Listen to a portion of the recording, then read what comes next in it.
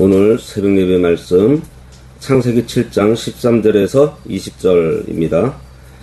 그날에 노아와 그의 아들 셈, 함, 야벳과 노아의 아내와 세 며느리가 다 방주로 들어갔고 그들과 모든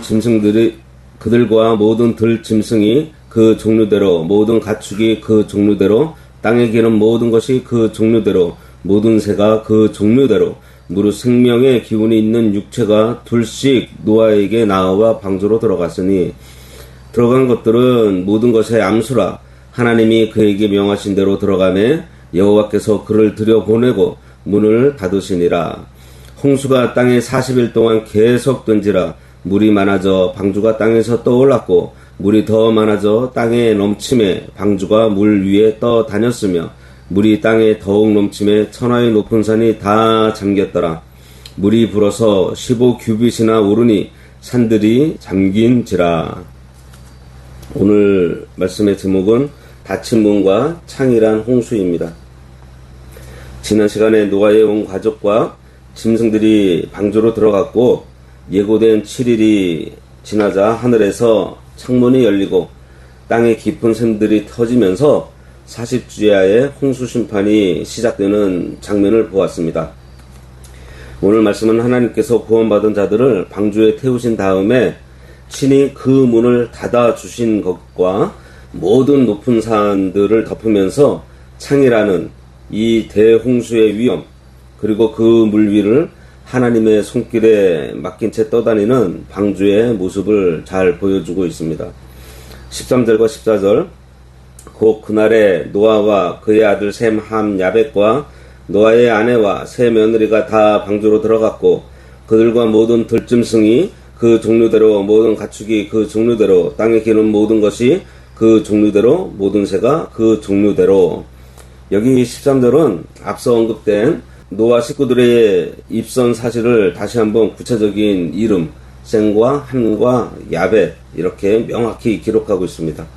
성경에서 이렇게 반복해서 기록하고 있는 이유는 이 홍수 사건이 역사적인 사실임을 성도들에게 확실하게 각인시켜주기 위함입니다. 어제도 말씀드렸는데 하나님께서는 세상의 수많은 무리보다 구원받은 영혼 한 사람 한 사람의 이름을 기억하시고 그들의 날을 기억하시고 그들의 하루하루를 지켜주세요. 그리고 그들의 영혼을 얼마나 소중하고 귀하게 여기시는지를 이러한 데에서 우리가 잘 알 수 있습니다. 또한 14절을 보면 들짐승, 가축, 기는 것, 새 등 온갖 생물들이 그 종류대로 방주로 들어갔다, 이렇게 기록하고 있어요. 창세기 1장에서 하나님께서 친히 천지 만물을 창조하실 때 생물들을 각기 그 종류대로 만드셨던 것처럼 대홍수 심판 속에서도 그 짐승들을 종류대로 방주에서 보존케 하신 것입니다. 이것은 노아의 홍수가 단순한 파괴나 멸망으로 끝나는 것이 아니라 죄로 부패한 이 세상을 청산하고 하나님께서 거룩하고 새로운 신령한 질서를 다시 세우시는 재창조의 역사의 현장이라는 것을 분명히 하고 있어요. 15절과 16절, 무릇 생명의 기운이 있는 육체가 둘씩 노아에게 나와 방주로 들어갔으니 들어간 것들은 모든 것의 암수라. 하나님이 그에게 명하신 대로 들어가매 여호와께서 그를 들여보내고 문을 닫으시니라. 하나님께서는 생명을 그 종족대로 보존케 하시려고 생명들을 암수쌍쌍이 나오게 하셨습니다. 순놈만 나와도 안 되고 안놈만 나와도 안 돼요. 하나님께서 역사하시니 정확하게 그 동물들이 짝을 이뤄서 방주 안으로 다 들어왔습니다. 그리고 16절 후반부에 오늘 문장의 가장 핵심적인 영적 도리가 기록되어 있어요. 여호와께서 그를 들여보내고 문을 닫으시니라. 모든 식구와 짐승들이 들어가자 하나님께서 친히 방주의 문을 닫아 주셨습니다. 생각해 보세요. 코끼리나 기린 같은 큰 짐승들이 들어갔으니 방주의 문은 얼마나 컸을까요? 만약 그 크고 무거운 문을 인간의 노아가 직접 닫았다면 얼마나 불안했겠습니까? 바람이 불어서 문이 다시 열릴 수도 있고 거센 빗줄기와 물결에 그 문틈 사이로 물이 스며들어올 수도 있었을 것입니다. 그런데 하나님께서 친히 닫아주신 거예요. 그러니 물 한 방울도 방주 안으로 스며들지 못하고 완벽하게 안전한 보호가 이루어진 것입니다. 주님께서 닫으신 문은 세속의 물결이나 죽음의 세력이 결코 뚫고 들어올 수 없습니다. 동시에 이 모습은 구원의 문이 닫혔음을 의미합니다. 구원의 문은 언제나 열려있는 것이 아닙니다. 은혜의 기회가 주어졌을 때 들어가지 않으면 하나님의 때가 될 때 단호하게 닫히고 말아요. 여호와께서 문을 닫으셨기 때문에 이제 밖에서 아무리 통곡하며 들어오려고 해도요, 들어올 수가 없고 안에서 밖으로 나가려 해도 나갈 수 없게 되었습니다. 요한계시록 3장 7절에 보면 열면 닫을 사람이 없고 닫으면 열 사람이 없는 이렇게 기록되어 있습니다. 하나님께서 닫으시면 아무도 그 문을 열 수 없어요. 홍수 심판을 피할 수 있는 은혜의 기회는 이제 완전히 지나가 버린 것입니다. 우리 성도들도 하나님께서 기회를 주실 때 부지런히 구원의 방주를 지어야 하고요. 은혜의 문이 열려 있을 때 예수 그리스도 안으로 들어가야 돼요. 그렇지 않으면 심판의 날이 덕과 같이 갑자기 임할 때 피할 수 없습니다.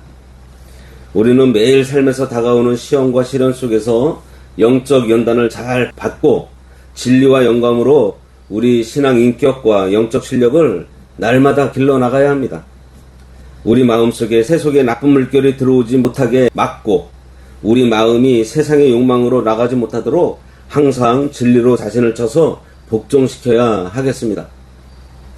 이렇게 영적 실력을 기르고 신앙 인격을 만든 사람은 장차 어떤 환란이 찾아와도 능히 승리할 수 있어요.